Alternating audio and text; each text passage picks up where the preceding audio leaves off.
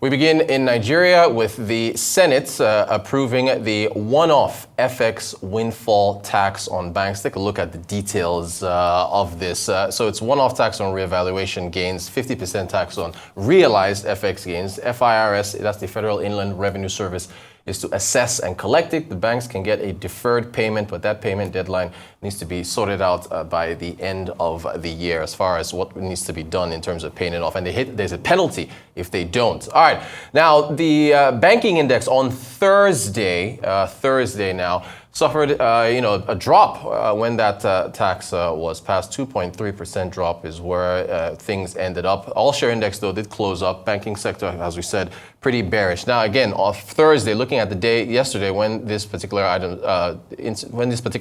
windfall tax did pass the Senate, you can see a number of banks there in the red. Now, let's discuss with Muyiwa Oni, who, of course, is the head of equity research West Africa at Standard Bank Group Securities. Muyiwa, happy to have you. Thank you so much for joining us. Thanks for having me. Good afternoon. So, this was passed pretty quickly. What do you make of it all? What's your overall view? I know you released the notes on this. So, how do you see this?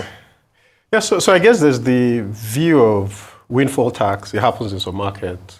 But I suppose with this as well, you can argue that maybe there's some issues around the timing. I know it's not the first time you've heard parliament or politicians frying around banks' income or banks' profits. I believe, was it around the 2011 or so, when banks started minting some high profits. There was also some grumbling as well. Right, so it's not necessarily the first time, but I suppose it's really more... I guess that there are reactions around the timing. So if you think about banks already being pushed to raise capital, so there are conversations around banks needing to raise capital, you need to show up your capital, and then this one-off tax looks like maybe government is coming on the other side to pick up some of this capital that banks are being pushed to raise. Yeah. Now, the fall of the banking index, I think, is down again today, Friday, as well, because I'm seeing a number of the banks in the red. Expected? I know you talk a lot to investors, foreign and indigenous. What was that fall expected? So the view has been negative, and I suppose if you think about there's been quite a number of events around the banking sector that you'd say has actually been a dampener to the equity, or more like a dampener to what we saw as catalysts to drive upsides of valuations with the banks, and I think this added to it. So there was always in recent times, the capital raise has been like a cap to potential price re-rating for the banks. I think the issues around capital raise is not just around maybe banks not necessarily needing to raise the capital if you just look at their balance sheet, but also via around the regulator forcing banks to raise capital at sub discounts, banks trading at half their book value or even below half book value, and you're forced to raise capital when you don't need it. So I think all those have been dampener, and equity investors have been thinking these names are looking increasingly more like value traps, just more because of this event. And our view was we could start seeing a re-rating when you move past this event. And if you think that some capital raising is already live, so the few banks already in the market trying to raise capital, some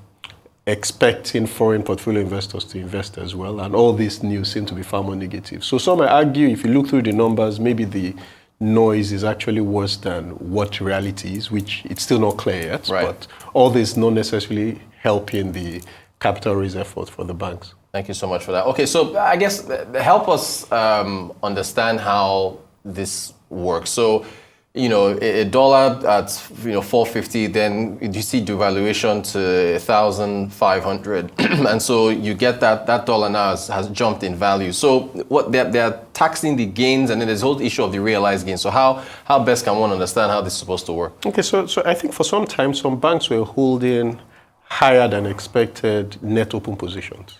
So within the regulatory limit, banks were meant to hold just 10% of their shareholders' funds as foreign currency.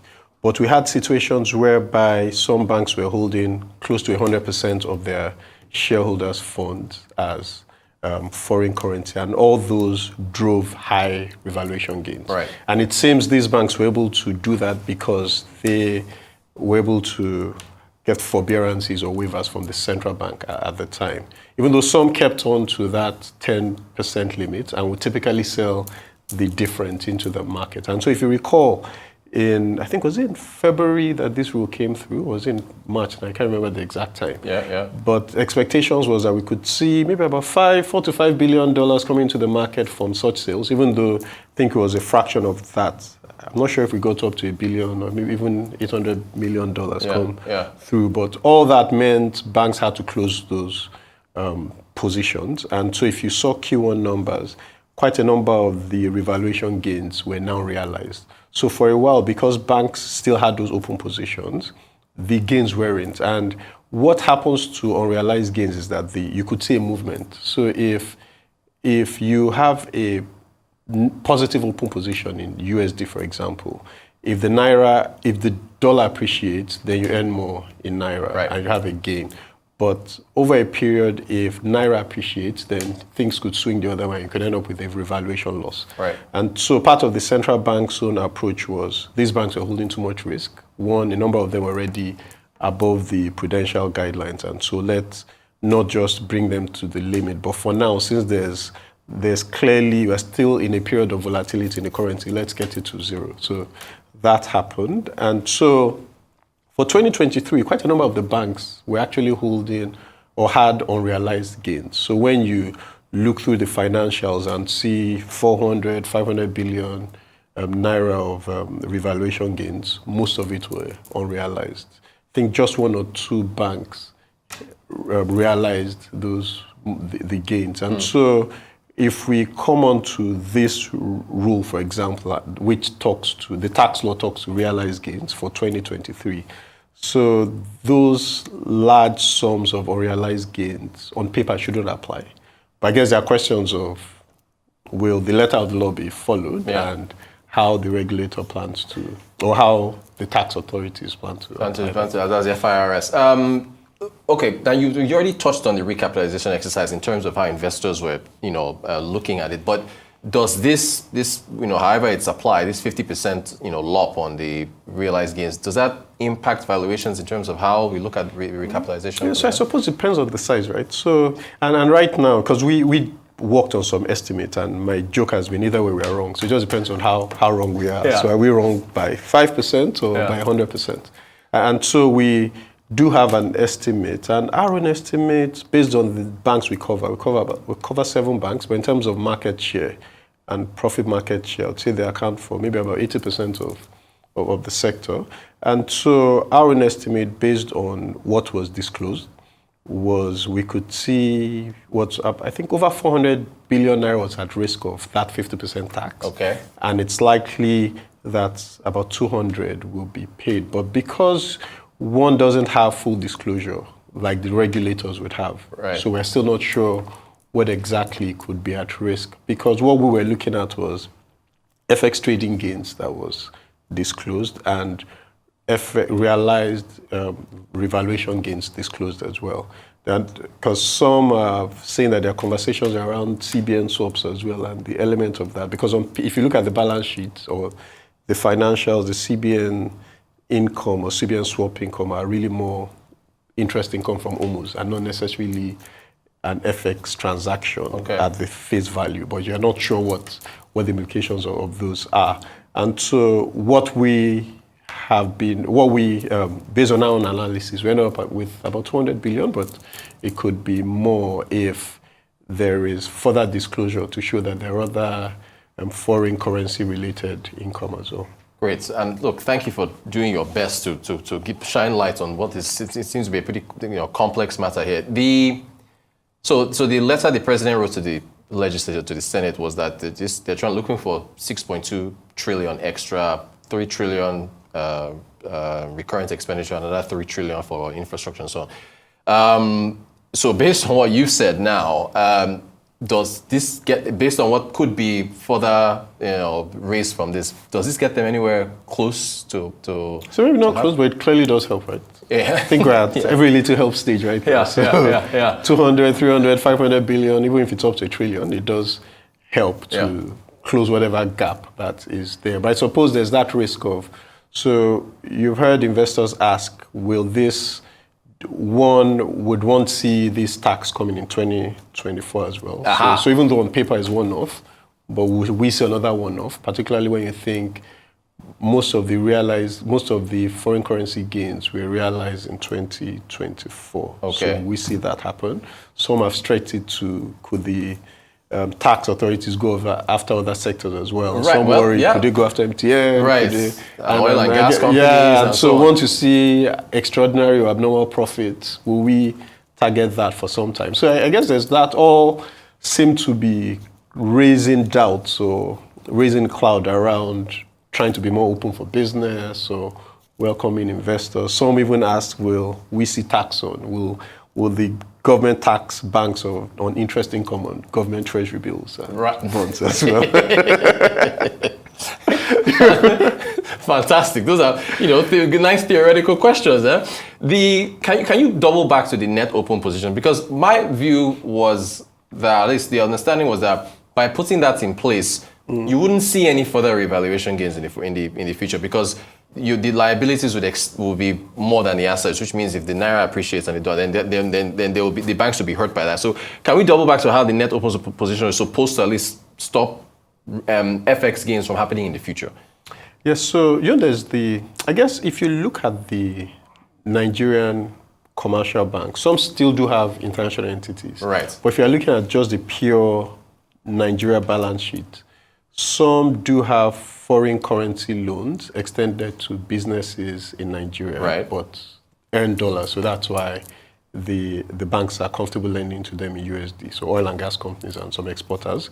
And so ideally what you need to ensure you have is you have a square position. So on paper, because typically what would happen in such situations is that because you've lent in dollars, you would earn interest income in dollars. Right. But you still have your capital per se, and because if you continue to accrue, you'd actually build up that excess dollar interest income, right, and you start breaching that position and start having you end up with dollar assets that are more than your dollar liabilities, which on paper should be the same. And right, so ideally, what you should do is sell it into the market. Right. And periodically, beyond the IMTOs that should bring in FX into the market or exporters and co, banks as well should sell those differences. Because other banks used to do that in the past just to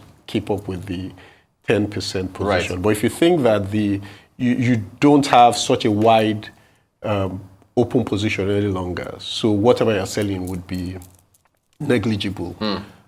Okay. Now, I want to get back to stocks now, because what is going forward? I mean, since it's a one-off, I guess although they're still down today, we'll see what happens in the weeks and beyond. But what's your view still? Are you maintaining your outlook for stocks on the banking stocks on the NGX? So I think for banking stocks, as long as for any bank still trying to, I guess the recapitalization thus create a cloud over potential upside for banks. And so any bank, you really can't see the upside until you resolve your capital raise position. Okay. So once you've gone past that, so any bank that today announces that we've been able to meet the minimum capital, we'll raise capital, and then we can move on to focusing on business. I think that's when investors start becoming far more comfortable and you can actually start seeing a strong rating. But my view is, until we see that, we'll continue to see that cloud. And I suppose that's why some banks are trying to get that out of the way quickly. Right. So you don't have analysts every quarter asking you, what's the update of your capital raise? Right. And so even though the regulator had given banks 2 years, but you're finding out that most really just want to get it out of the way because that question will keep on reoccurring and investors will continue to price in the risk of either raising or not raising in how they evaluate the business. Perfect. So someone comes and says, hey, Muyiwa, do I buy banking stocks in Nigeria now? Are you then saying to hold off? Because some will suggest that this creates a buying opportunity for banking stock. Yeah, so I guess it depends on the bank, right? So if you think it's one that will be able to meet that minimum capital and raise that quickly and move on, then maybe buy it now. Because once that announcement is made, you could see the stock price move so quickly. Yeah. for those that might not, if these guys come back to say, by the way, we're not able to, and we're looking at exploring other options of either downgrading or maybe looking for who to marry, then it becomes a different conversation. Gotcha. Okay, since we're talking USD, the exchange rate. I've seen some very interesting outlooks over the past couple of weeks. We've had some, asset managers on the show, and they've had, some said 1,000, some have said 1.3, some said 1.5. How are you seeing the exchange rate dynamic? So I guess, so for me, I think maybe I'm sounding like the central bank now, but maybe it becomes less of the rate, right, but more stability. And so the question really is, do you expect stability now, or when do you expect it, or what drives that stability? Because if you look at the key drivers of the FX market right now, I'll say since the central bank's attempt to liberalize the market, you've seen strong dominance with foreign portfolio investors. I think the IMTs or remittances still seem to be creeping up. So it seems it's improving, but still creeping up. Central bank as well has been a strong player. We haven't seen exporters that much. Oil and gas, we're still looking for that. Yes, that oil theft. We've been promised now that in 3 months, the chief of defense reported. He said in 3 months they will clamp down on oil theft. So, so as long as you're having to depend on FPIs, for example, you'd expect some volatility, and you're literally linking your market to what happens globally. And for these investors as well, if it's clear that they're the main players, they start getting nervous, even if they see value. And I think that's why you've seen some weakness in the currency over the past 2 weeks. You've actually seen quite a number of them exit. And they've been able to, which one can argue it's positive, just showing that the market seems to be far more liberal than it used to be. But you're also having to see the central bank participate more, and there's still that need and stability required for the central bank for now. And I think as long as we're still not able to generate enough of our own FX, which for one is oil, maybe far future we can start looking at non-oil exports. But as long as we don't do that, then this volatility will continue. So I don't want to have you put a number to it, right? Because that's always where things get tricky. But is 1.5 is that it, or is it you get to 1.6, or because for a lot, someone said 1.1 should be at 1,001, or what, I don't know. It really gets tough when you get to what. Yeah, so I started the year at 1.4. At some point was at 1.2. I think got to 1.3. Now I'm wondering, and so even our traders, some think. So I think there was a time we felt 1.5 seemed to be the comfortable figure, because at 1.5 you saw offshore investors willing to sell, but we've breached that 1.5 figure now, and I think got to 1.6 at some point. Understand that the central bank seems to have increased activity over the past day or so, and so it seems that's where we are for now. Some say can get to we've seen 1.8 before. We have, so we have seen 1.8. I remember which client I was talking to, and the guy was like, once you've seen it, it would resurface again. It becomes real. Okay, you've mentioned, thank you for mentioning the central bank. MPC meeting is next week, I think the 22nd and the 23rd or so.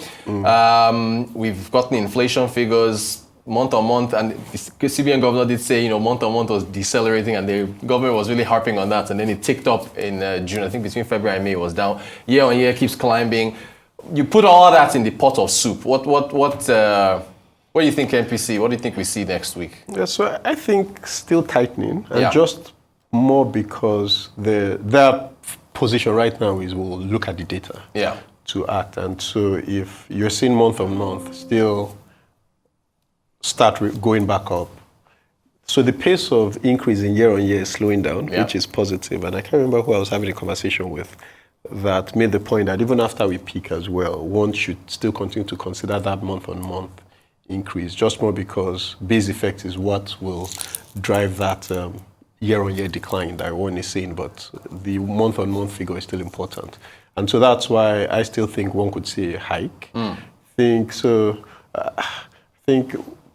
maybe at the most 100 basis points, 50 to 100, and it's really still just showing, one, tracking the data and trying to ensure that the central bank, at least on their own side, what's within their control, they're able to check that, and hopefully that helps to contain whatever they can on money supply side. Okay, so would that then be, if we still see tightening, is that still good for fixed income money, money market securities I and so on? suppose rates stay high. Yeah. And I guess if one goes back to the equity markets and even the capital raising story, clearly doesn't help. Right. Because I've had conversations with investors thinking, so this capital raise going on, capital verification could take 4 months. This 4 months, I could earn X amount in interest. Should I do that? So should I buy the rights, or should I just, or the public offer, or should I buy the stock on the exchange now because half-year dividends will come in? I could benefit from that, or maybe just do treasury bills. So I think the high rates clearly isn't helping equities. Does make fixed income more profitable? Isn't it helping the regular business as well because rates are high? Yeah. It's adding to the pressure on doing business. And so I think you continue to hear that debate of the issues we're having is cost push, and it's not, and so there's a limit to what money supply can do. And I guess it's clear that the fiscal side clearly needs to do far more, because if you think about where the pressure is coming from, food inflation has been ticking higher. Part of the reasons why is because locally we're actually not producing as much food as well. So you hear, and I think also because Naira is so cheap that it's easier to earn more exporting some of the food being produced as well. Yeah. So you're seeing some producers divert that externally, which you can argue that it does create an opportunity, particularly if we're able to ramp up that production, but we're not able to because of insecurity and other challenges. So there's clearly need for the fiscal side to step up to tame any of the issues. Because if you look at the FX side as well, if we had far more oil production, then you could have FX to be sold into the market. That would help to tame the FX pressure that's affecting inflation as well. Yeah. So I guess the central bank just has its own tools to use, and they'll continue to use those tools. I love this stuff. It's also interconnected. It benefits this, doesn't benefit that. Okay, well, look, is it too soon to be passing a judgment on whether or not the hawkish stance of the CBN has tamed inflation, or are we still almost like the story of the Naira still finding its value? Is it still an ongoing journey? So I think it's really to think of when the tightening started. Yeah. So for some, you'd say it started when the previous central bank governor started raising monetary policy rates, but we knew that was just optics. Nothing was really going on because market rates were still below, and the real rates were so negative that it was clear that there wasn't real tightening going on. And so tightening really started this year. So the first real monetary policy committee meeting we had this year. Yeah. And so do you think 6 months of tightening is too much? And I guess that's really where the conversation is, and do we think we've actually given it enough time to see action as well?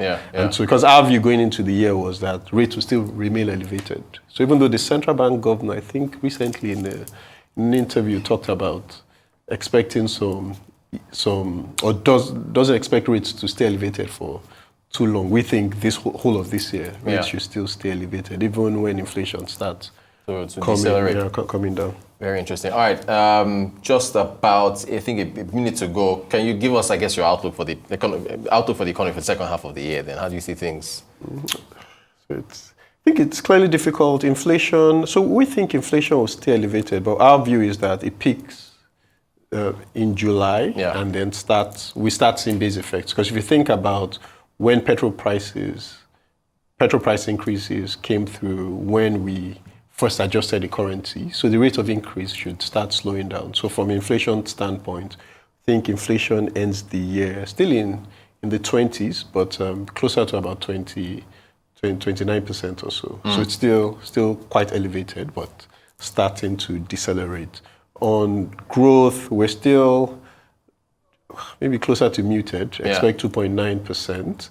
And I think we're a bit more optimistic on oil driving this growth. But I think in recent times, you've seen some lackluster direction on oil side. But our view was that the uplift was really going to come from increased oil production. And on the real sector side, pressure would still remain because of the FX situation. And if we look at our PMI as well, really just continues to show pressure on both input and output cost. Businesses struggling to raise prices because you really can't see that growth come through. Yeah. So we think it's still just going to be difficult for the rest of the year. Muyiwa Oni, always appreciate the honesty, always appreciate the analysis. Head of Equity Research, West Africa at Standard Bank Group Securities. Thank you so much for your time, Muyiwa. Thank you for having me.